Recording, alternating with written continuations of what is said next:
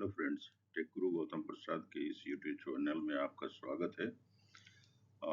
ये वीडियो है rigging basics का थ्री बी पार्ट, जो कि डिस्कस करेगा स्टील वायर रोप कंस्ट्रक्शनल डिटेल्स के बारे में। आइए हम लोग देखते हैं कि वायर रोप का कंस्ट्रक्शनल डिटेल्स क्या कहता है और किस प्रकार का होता है। चार बेसिक बातें हैं जो स्टील वायर रोप के बारे में महत्वपूर्ण है। हर एक वायर पतले पतले वायर से बना होता है। इन वायर्स से पहले स्ट्रैंड का निर्माण किया जाता है और फिर उन स्ट्रैंड्स के को इस्तेमाल करते हुए रोप बनाया जाता है।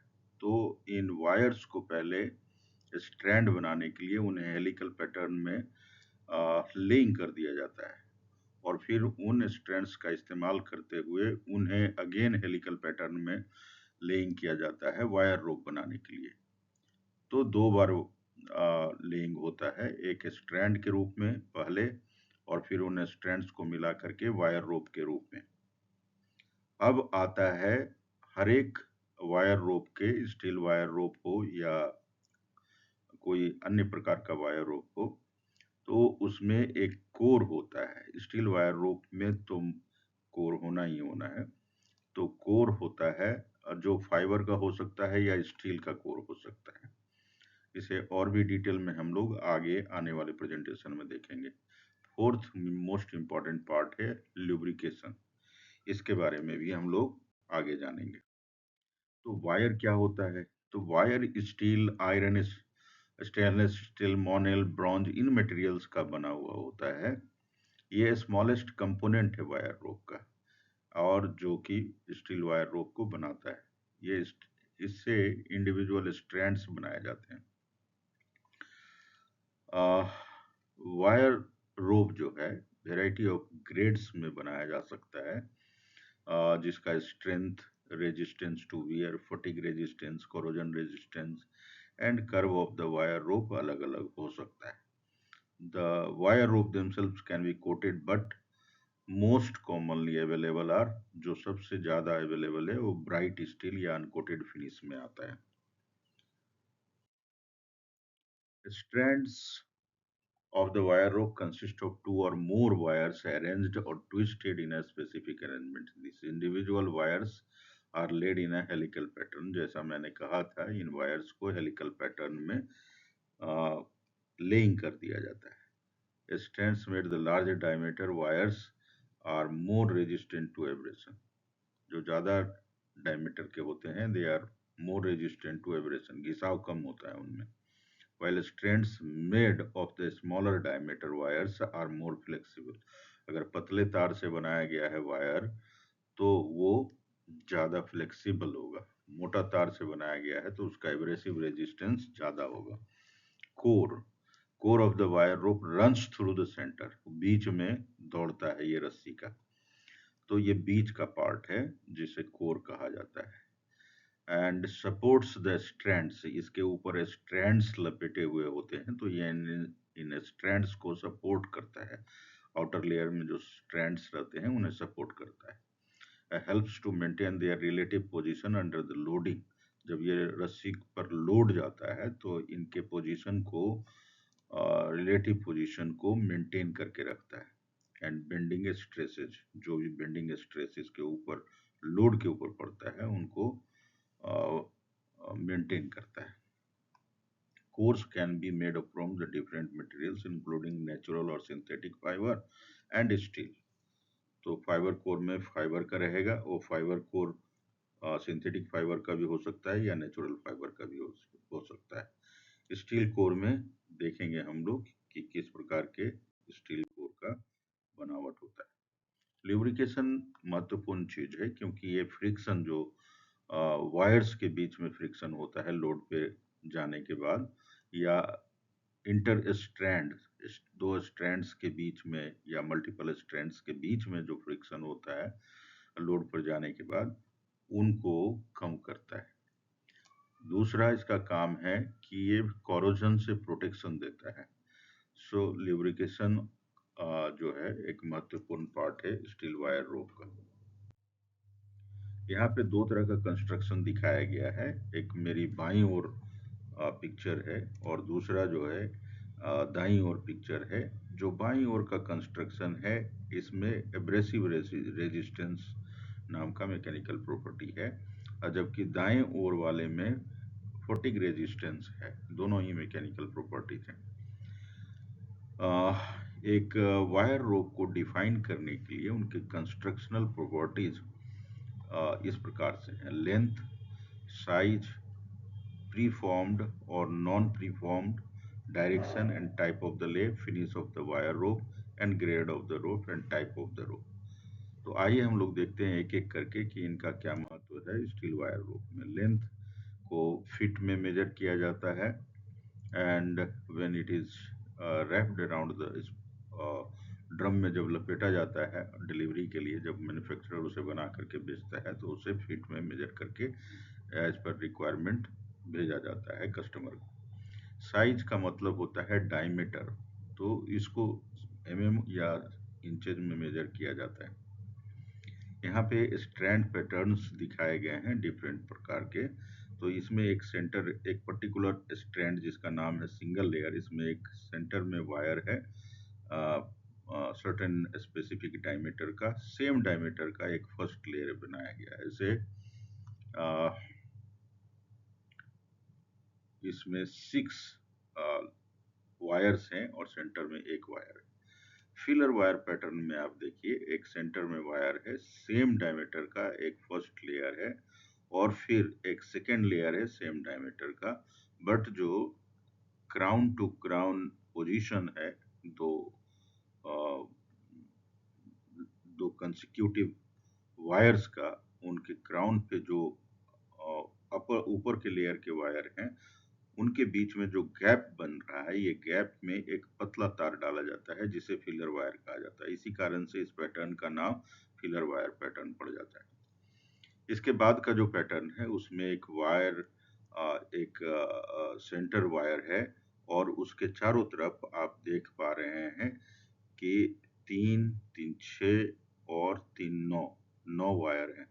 तो यहाँ पे भी आप देख पा रहे हैं कि 3 3 6 3 9 9 वायर है। तो एक सेंटर में वायर है और पतला वाला भी तार 9 तार है, और मोटा वाला तार उसके ऊपर जो है सेकेंड लेयर जो है वो भी 9 तार का है।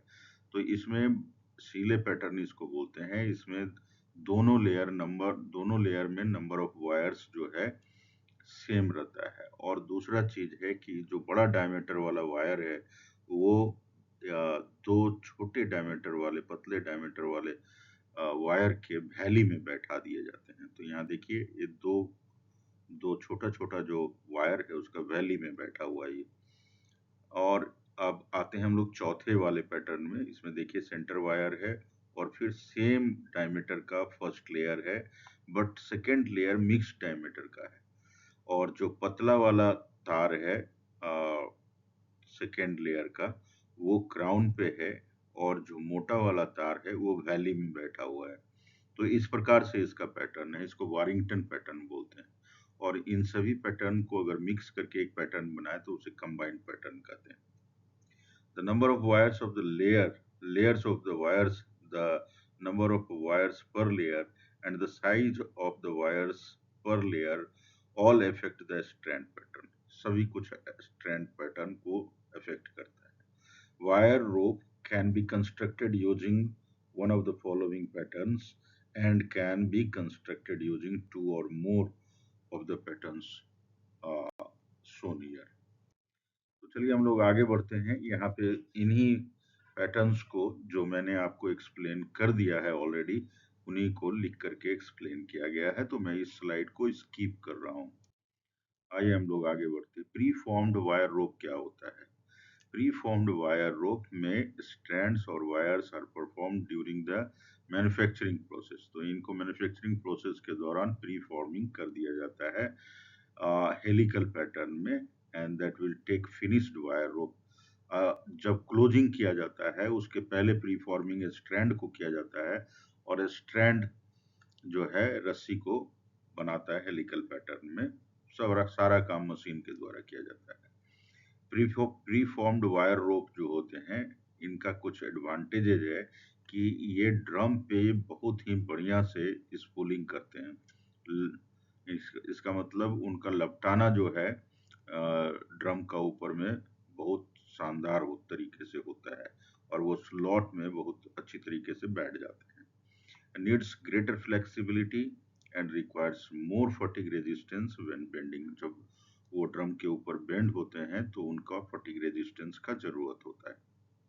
तो यहाँ पे कई तरह के पैटर्न दिखाए गए हैं, direction and type of the ले दिखाया गया है। तो यहाँ पे आप देख सकते हैं कि इसमें जो स्ट्रैंड्स है, इंडिविजुअल स्ट्रैंड्स है, उनका डायरेक्शन ऑफ ले जो है यहाँ पे राइट है। आप दोनों हाथों को जोड़ लीजिए प्रणाम की मुद्रा में और उन्हें टिप के ऊपर उठा दीजिए, फिंगर टिप का ऊपर उठा दीजिएगा। तो जिस हाथ के लॉन्ग आपका जो ये वेव बनता हुआ दिखाई दे रहा है रोप का, स्टील वायर रोप का, वो उसका डायरेक्शन ऑफ ले वही होगा। तो आप देख पा रहे हैं कि ए में आपके राइट हैंड के अलोंग जो है ये वेव जा रहा है, इसलिए इसका डायरेक्शन ऑफ ले राइट है। दूसरा जो है इसका टाइप ऑफ द ले है, जिसे रेगुलर या ऑर्डिनरी लेइंग कहते हैं। इसमें सीधा सीधा जा रहा है, हॉरिजेंटल। इनका जो तार, पतले पतले तार का जो रास्ता है जाने का, वो देख पा रहे हैं कि सीधा सीधा जा रहा है, एक हॉरिजेंटल लाइन के अलोंग जा रहा है। इसको हम लोग ऑर्डिनरी ले बोलेंगे। और इसके नीचे वाला भी ऑर्डिनरी ले है, बट इसमें डायरेक्शन ऑफ ले लेफ्ट है बी वाले में। उसी तरह से सी में राइट है, डी में लेफ्ट है, बट सी में देखिए हॉरिजेंटल लाइन के अलोंग नहीं जा रहा है इसका वायर्स, पतले पतले वायर्स का डायरेक्शन। तो यहाँ पे ये जिधर डायरेक्शन ऑफ ले है उधर ही झुका हुआ दिखाई दे रहा है। ऐसे लेइंग को हम लोग लैंग ले कहते हैं। तो ये डी डी भी लैंग ले है, तो लेफ्ट लैंगले इसको बोलेंगे, सी को राइट लैंगले बोलेंगे। और यहाँ ई में आप देख पा रहे हैं कि एक रेगुलर पैटर्न है स्ट्रैंड का और एक लैंग पैटर्न है, और अल्टरनेटिवली वो यूज किया गया है। तो इसको हम लोग राइट अल्टरनेट ले का नाम देते हैं। तो कुछ कुछ प्रॉपर्टीज है, इसे बनाने का क्या तरीका है हम लोग अगले स्लाइड में डिस्कस करेंगे। यहाँ पे देखिए परफॉर्मिंग किया जा रहा है, ये परफॉर्मिंग के लिए मशीन है, इसी से परफॉर्मिंग किया जाता है, प्री फॉर्मिंग किया जाता है। ये pre forming process in steel wire rope manufacturing gives strands a permanent helical shape. तो ये परमानेंट हेलिकल शेप दे देता है before they are closed into the rope. This prevents the rope from unravelling, मतलब खुलता नहीं है, उलझता नहीं है जब उसको काटा जाता है। तो ड्यूरिंग यूज और ensures the load distribution among the wires and strand. Uniform loading होता है इस प्रकार से प्री फॉर्मिंग कर देने से। Essentially pre forming creates stress free strand. मतलब इसमें किसी प्रकार का जो लेइंग किया जा रहा है उसके चलते कोई स्ट्रेस नहीं रहेगा रोप में। और ये बहुत ही महत्वपूर्ण है जब भी हम लोग स्टील वायर रोप का प्री फॉर्मिंग करते हैं और इसका मैन्युफैक्चरिंग करते हैं। That retains its shape even when removed from the rope. अगर स्ट्रैंड को अलग भी कर लेंगे तो उसका शेप वही बना रहेगा, हेलिकल पैटर्न वाला, जिसमें इसे प्रीफॉर्म करके डाला गया था। तो नॉन प्रीफॉर्म्ड वायर रोप क्या होता है? Actually non preformed wire rope is a wire rope that is not shaped during the manufacturing process। इससे जो है स्ट्रेस उसके अंदर रह जाता है। और unlike pre formed wire rope it is less flexible, इसके कारण से इसकी फ्लेक्सिबिलिटी घट जाती है and has shorter life time. तो इसका लाइफ स्पैन जो होता है शॉर्टर होता है, कम होता है। नॉन प्रीफॉर्म्ड रोप रिक्वायर सीजिंग। इसको सीजिंग करना पड़ता है काटने के पहले, जैसे यहाँ पे और यहाँ पे सीजिंग किया गया है, तब इसको बीच से यहाँ से काटा गया है। ये बहुत ही जरूरी है समझना। And broken ends can untwist and potentially causing damage. तो ये खराब हो जाता है रस्सी इससे अगर काट दीजिएगा तो। नॉन प्रीफॉर्म्ड वाले यहाँ पे दिखाया गया है कि डायरेक्शन एंड टाइप ऑफ ले से कुछ कुछ मैकेनिकल प्रॉपर्टीज एसोसिएटेड है। तो रेगुलर पैटर्न में क्या करते हैं, स्ट्रैंड को अगर हम लोग लेफ्ट लेइंग कर रहे हैं तो उसे रस्सी बनाते समय में उन्हें स्ट्रैंड्स से जब रस्सी बनाएंगे तो उसको राइट लेइंग करके बनाएंगे। तो यहाँ direction of laying of strand जो है और direction of laying of rope जो है दोनों अपोजिट हो जाता है, जिसके कारण नेचुरल तरीके से रेगुलर लेड रोप में रोटेशनल रेजिस्टेंस पैदा हो जाता है और ये रस्सी बड़ा ही स्टेबल होता है रोटेशनल रेजिस्टेंस के केस में। और इस ये जो है बहुत अच्छी तरह से ड्रम के ऊपर लपटाते भी हैं। इनका क्रशिंग रेजिस्टेंस भी बहुत अच्छा होता है, जो कि यहाँ पे मेंशन किया गया है। लैंगले में दो तरह का मैकेनिकल प्रॉपर्टीज मिलता है। एक फटीग रेजिस्टेंस इसका बहुत अच्छा होता है और दूसरा जो है एब्रेसिव रेजिस्टेंस बहुत अच्छा होता है। तो दो मैकेनिकल क्वालिटीज हमें लैंगले में मिलता है और दो मैकेनिकल बल्कि तीन मैकेनिकल प्रॉपर्टीज रेगुलर ले में मिलता है, क्रशिंग रेजिस्टेंस और rotational resistance and they spool better on the drum. I am talking about the crane drums, crane rope drum. Alternate ले में इन दोनों का मिक्स क्वालिटी रहता है, मतलब आपको 50% रेगुलर ले का मिलेगा और दूसरा लैंग ले का मिलेगा 50%, किसी का भी पूरा पूरा नहीं मिलेगा। सो इसमें क्रशिंग रेजिस्टेंस, एब्रेसिव रेजिस्टेंस या फिर आपको रोटेशनल रेजिस्टेंस या फिर आपको एब्रेसिव रेजिस्टेंस, फटीग रेजिस्टेंस सभी कुछ मिलेगा अल्टरनेट ले में, बट सब 50-50% मिलेगा as compare to regular and lang lay. तो ये स्पेशल पर्पस रोप है जिसे स्पेशल पर्पस एप्लीकेशन में ही इस्तेमाल किया जाता है, अन्यथा लैंगले और या रेगुलर ले सबसे ज़्यादा इस्तेमाल होने वाला रोप है, उसमें भी राइट रेगुलर ले सबसे ज़्यादा इस्तेमाल होता है। Finish of the wire rope में अगर हम लोग बात करें तो जिंक कोटेड या गैल्वेनाइज्ड जिंक एल्युमिनियम कोटेड, अमीज मेटल कोटेड स्टेनलेस स्टील या अनफिनिश्ड स्टील, ब्राइट स्टील में भी वायर रोप बनता है। ग्रेड ऑफ द रोप का बात अगर हम लोग करें तो ग्रेड रोप का ग्रेड वही होता है जो स्टील जिस तरह के स्टील के ग्रेड से वो बनाया जाता है। तो स्टील का ग्रेड जो रस्सी को स्टील वायर रोप को बनाने के लिए इस्तेमाल होता है वो मुख्य रूप से तीन प्रकार का है। इम्प्रूव्ड फ्लो स्टील जिसे आईपीएस कहते हैं और एक्स्ट्रा इम्प्रूव्ड फ्लो स्टील जिसे ईआईपीएस कहते हैं, जो कि 15% ज्यादा मजबूत होता है आईपीएस की तुलना में। तीसरा है extra extra improved flow steel या डबल ईआईपीएस, जो कि 10% ज्यादा मजबूत है ईआईपीएस की तुलना में। आइए हम लोग आगे बढ़ते हैं और बातचीत करते हैं कोर के बारे में। तो कोर, जैसा कि हम लोगों ने बात किया था, या तो ये फाइबर कोर होगा या स्टील कोर।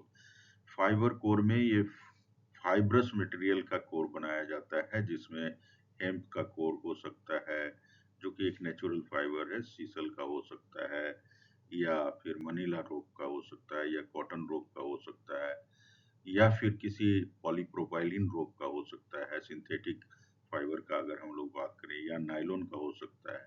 तो ये फाइबर कोर सवाल उठता है कि बनाया क्यों जाता है। फाइबर कोर वाले जो स्टील रोप होते हैं वो फ्लेक्सिबल ज़्यादा होते हैं। तो जहाँ भी फ्लेक्सिबिलिटी का ज़्यादा रिक्वायरमेंट है जिस एप्लीकेशन में, वहाँ पे हम लोग फाइबर कोर वाले रस्सी को प्रेफर करते हैं। इंडिपेंडेंट वायर रोप कोर में जो स्टील वायर रोप जिस स्ट्रैंड का बना होता है, उस स्ट्रैंड को नहीं डाल करके कोर के रूप में किसी अन्य प्रकार के डिजाइन का स्ट्रैंड बीच में डाला जाता है, जिसके कारण उसमें कुछ मैकेनिकल स्पेशल क्वालिटीज मिलते हैं। लेकिन ज़्यादातर रस्सियों में देखा गया है स्टील वायर रोप में कि उसी स्ट्रैंड का इस्तेमाल बीच में कर लिया जाता है, जिसे WSC या वायर स्ट्रैंड कोर नाम दिया जाता है।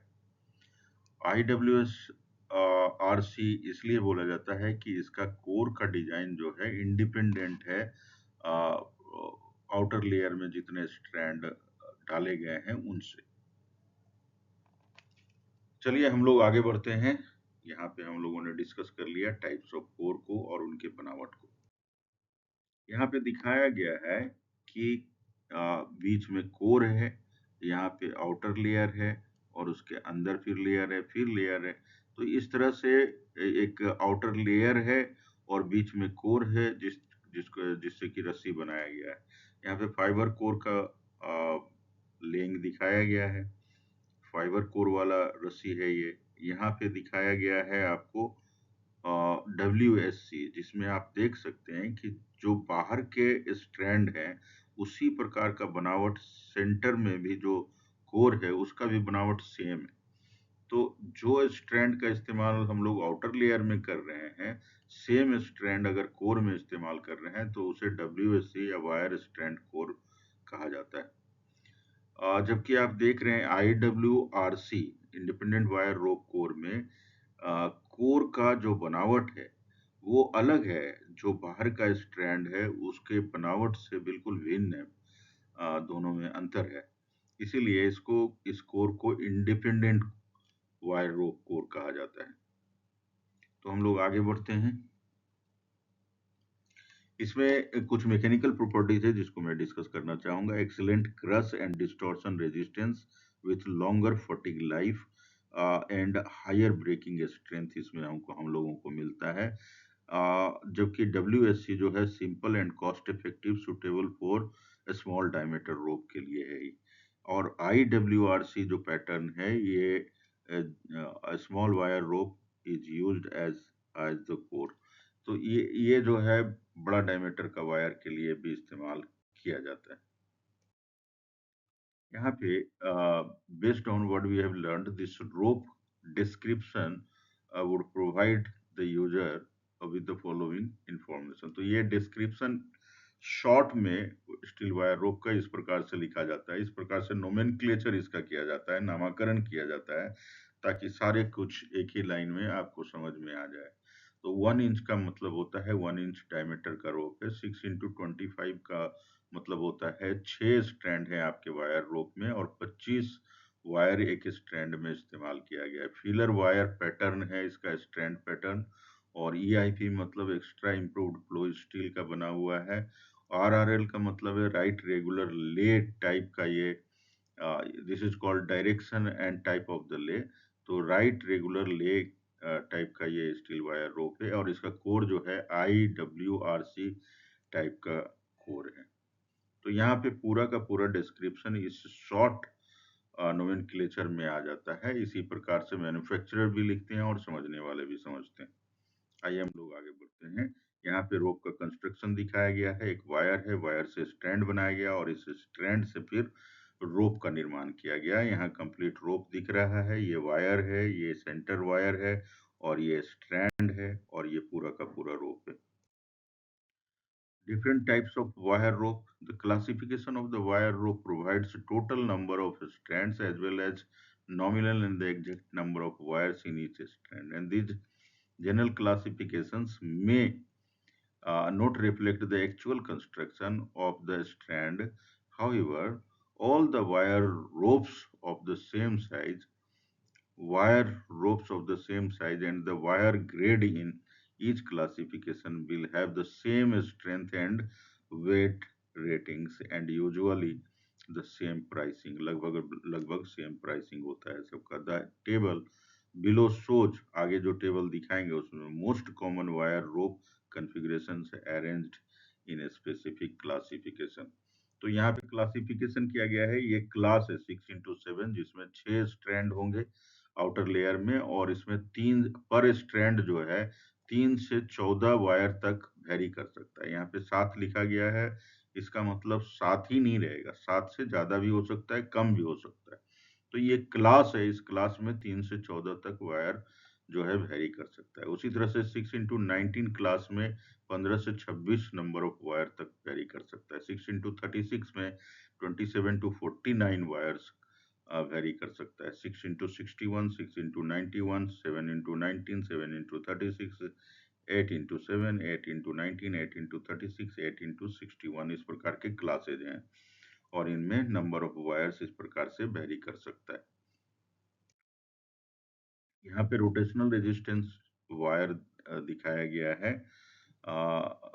some types of the wire rope, especially Langley wire rope, are more susceptible to rotation. ये इसमें रोटेशन होने लगता है जब लोड पे जाता है, when they are put under the load. Rotational resistant wire rope is designed to resist twisting, spinning or rotating, and can be used in single line or multi part system. Multi part का मतलब है number of halls एक या एक से ज़्यादा हो सकता है. ज़्यादा लोड उठाने के लिए नंबर ऑफ हॉल्स हम लोग बढ़ाते हैं, जैसे कि क्रेन में फेरी नंबर ऑफ फेरी जो है अगर बढ़ा देते हैं तो उससे जो है load lifting capacity wire rope का बढ़ जाता है. हमेशा ज़्यादा लोड उठाने के लिए डायमीटर नहीं बढ़ाते हैं, बल्कि नंबर ऑफ हॉल्स बढ़ा करके ज़्यादा लोड उठाते हैं. Special care must be taken when handling, unreeling, and installing rotation resistance wire rope. Improper handling or spooling can introduce twist into the rope, which can cause uncontrolled rotation. तो ये actually crane operators के ऊपर depend करता है, और crane operators को इसकी training दी जाती है कि इनको वायर रोप जो है ड्रम का ऊपर जब स्पूलिंग हो तो उसका ध्यान रखा जाए. कॉम्पैक्टेड स्ट्रैंड वायर, कॉम्पैक्टेड मतलब होता है उसको दबा करके छोटा कर देना. तो यहाँ पे जो वायर रोप है उसको मशीन में डाई में डाल करके कंप्रेस कर दिया जाता है ताकि उसका एरिया कम हो जाए और जो स्ट्रैंड्स हैं वो छोटे जगह में सिमट जाए. इससे कई तरह का फायदा मिलता है. This process flattens the surface of the outer wire, इससे फ्लैट हो जाता है outer surface, but also increases the density. तो at the same time density बढ़ जाता है strand का, and this results in a smoother outer surface. outer surface का जो finish है वो smooth हो जाता है, and increases the strength compared to the compare comparable round wire rope. Round wire जो रोप जो जनरल कंस्ट्रक्शन है उससे अलग होता है कॉम्पैक्टेड स्ट्रैंड वायर रोप. तो इसमें स्ट्रेंथ बढ़ जाता है उसका, while also helping comparing to the same diameter and classification, while also helping to extend the surface life due to increased wear resistance. तो इससे wear resistance भी बढ़ जाता है, मतलब जल्दी खराब नहीं होगा, घिसेगा नहीं जल्दी. यहाँ पे compacted or swagged wire rope. A swagged wire rope differs from the compacted strand wire rope in that swagged wire rope diameter is compacted or reduced by the rotary swagger machine. तो rotary swagger machine है एक, उसके द्वारा इसका इसका जो है compacting किया जाता है. After the wire rope has been closed, तो ये जब क्लोज कर दिया जाता है तब किया जाता है.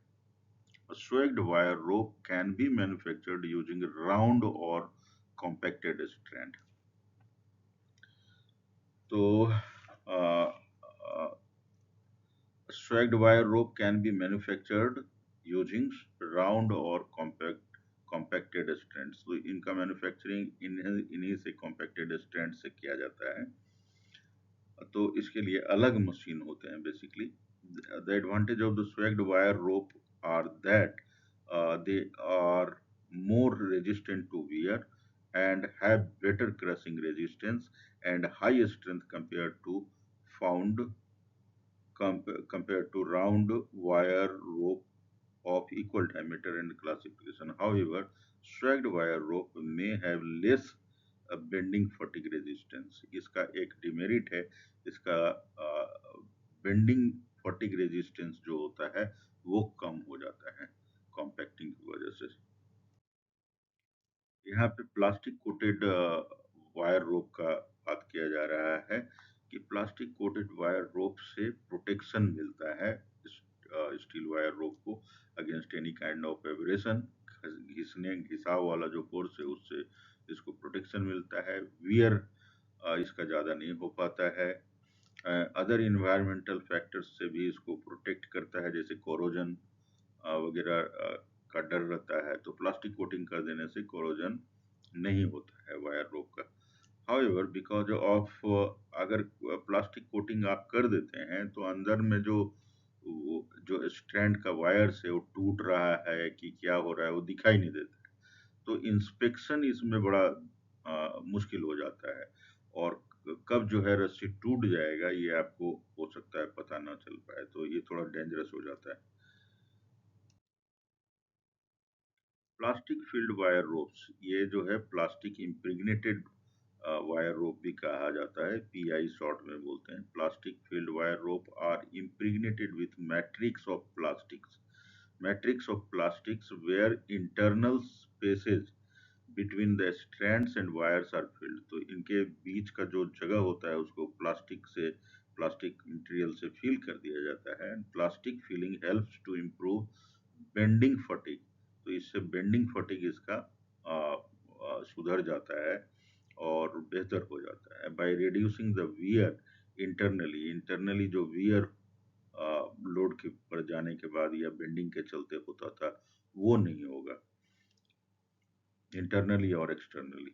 Plastic filled wire ropes are used for demanding lifting applications. तो ये डिमांडिंग लिफ्टिंग एप्लीकेशंस के लिए इस्तेमाल किया जाता है। यहाँ पे ड्रम में किस प्रकार से मैन्युफैक्चरर जो है इसे कस्टमर तक पहुंचाने के पहले इस पुल कर देता है ड्रम में और इन्हीं ड्रम्स को भेज देता है। यहाँ पे देख सकते हैं आप प्लास्टिक कोटेड वायर रोप्स भी हैं और अनफिनिश्ड या ब्राइट स्टील के भी फिनिश वाले वायर रोप हैं।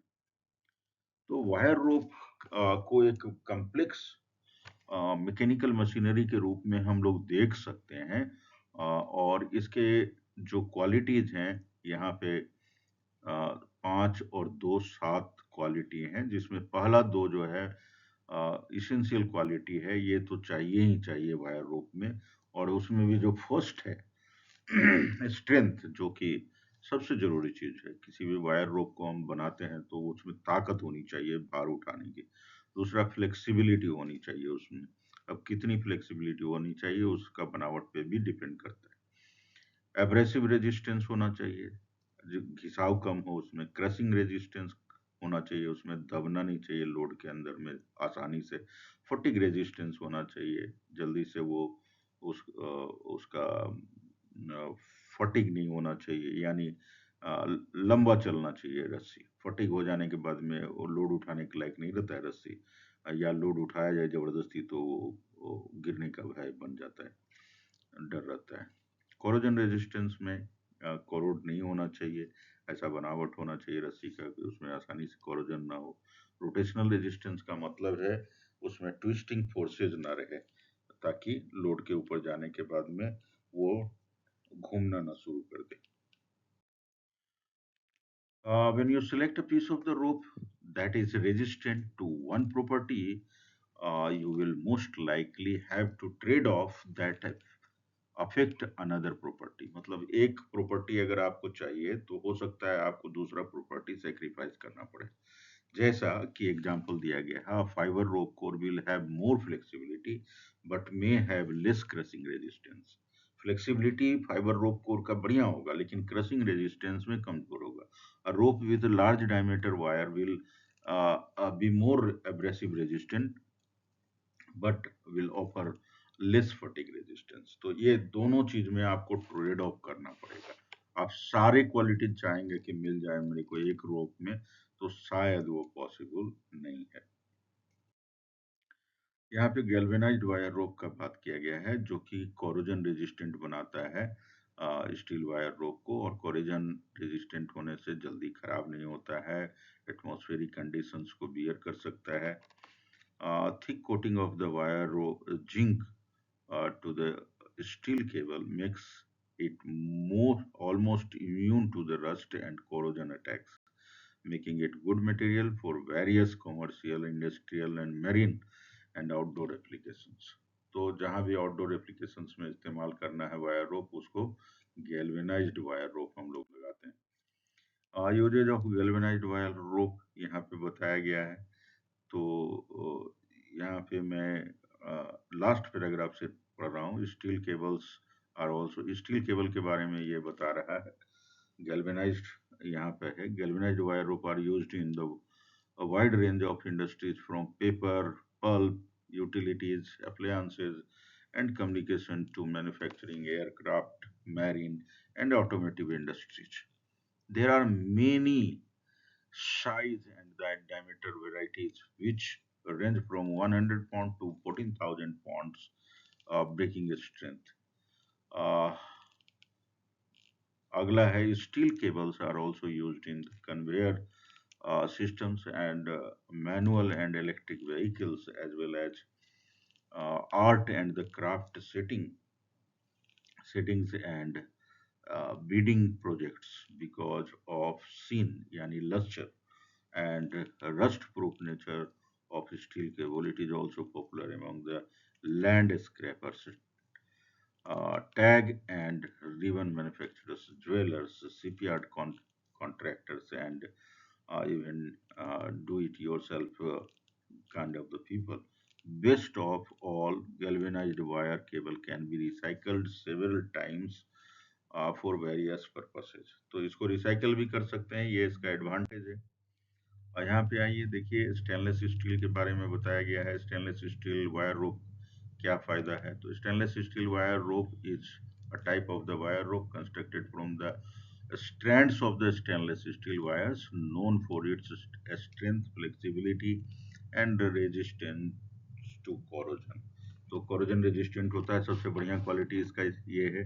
It is versatile material and used for various applications where durability and resistance to the harsh environment is essential. तो जहाँ पे भी harsh environment से protect करना है रस्सी को, वहाँ पे stainless steel type of wire rope का इस्तेमाल कीजिए। अगला स्लाइड बोलता है कि this type of wire rope is provides you excellent corrosion resistance due to chromium content. चूंकि स्टेनलेस स्टील में क्रोमियम होता है इसलिए जंग नहीं लगता इसमें। Does not rust and corrode in the sea water also. Salt water जो होता है समुद्र का, उसमें भी नहीं ये खराब होता है। It is used as support cable for suspension bridges. Suspension bridges में भी इसका इस्तेमाल किया, जो ब्रिज बनाया जाता है जैसे विद्यासागर सेतु बनाया गया है कलकत्ता में, तो वहाँ पे भी स्टील वायर रोप का इस्तेमाल किया जाता है। मास्ट स्टेड ऑफ सेलिंग याच, hoist ropes of elevators, cranes, guardrails, and roadways and railways, mooring cables for the large vessels, जिससे ऑफशोर में किनारे पे बांध करके रखा जाता है वेसल्स को ताकि पानी में बह न जाए, उसको मूरिंग रोप बोलते हैं। तो मूरिंग रोप्स भी ये स्टेनलेस स्टील केबल का होता है। So stainless steel wire rope is highly versatile and strength to weight ratio इसका जबरदस्त होता है, जिसका एडवांटेज मिलता है। मतलब जितना वेट होता है उसके अनुसार ये बहुत हल्का होता है। एडवांटेजेस, कोरोजन, इसको हम स्किप कर ले रहे हैं क्योंकि ये जो है हम लोग डिस्कस कर चुके हैं इसके सारे क्वालिटीज। तो यहाँ पे कुछ एस्थेटिक्स जो है, हाइजीन जो है, ये हम लोग हाइजीन का इस्तेमाल तभी किया जाता है जैसे किचन में इसका इस्तेमाल कर रहे हों, या फिर एबेटोयर्स यानी बुचरी, जहाँ कत्ल खाना जो जिसको बोलते हैं आप, उस जगहों पे भी इसका इस्तेमाल किया जाता है इस तरह के स्टील वायर रोप्स का। कॉस्ट इफेक्टिव होता है, फ्लेक्सिबिलिटी बहुत ज़बरदस्त होता है इसका, लॉन्जिविटी भी है, लाइफ भी उसका बढ़िया है, परवियसनेस और टू फायर एंड हीट, तो जल्दी डैमेज नहीं होता है फायर और हीट के चलते, ये भी इसका एडवांटेज है। वैल्यू एंड इन्वायरमेंट फ्रेंडली होता है। तो ये सारे क्वालिटीज इनके ऐसे हैं जो इसे वाइडली एप्लीकेबल बनाते हैं। पीवीसी कोटेड वायर होता है जो कि रस्ट का प्रोटेक्शन का काम करता है। दूसरा है जो वियर कम होता है, वियर रेजिस्टेंट बना देता है वायर रोप को पीवीसी कोटिंग करने से, तो इनका भी बड़ा महत्व है। नायलॉन का PVC coating units. So thank you very much. That's all in this presentation. Hope you liked the uh, input. Uh, if you liked the input, don't forget to give a thumbs up. And if you want to ask any question or if you want to say something good, definitely use the comment box to do so. Thank you so much once again.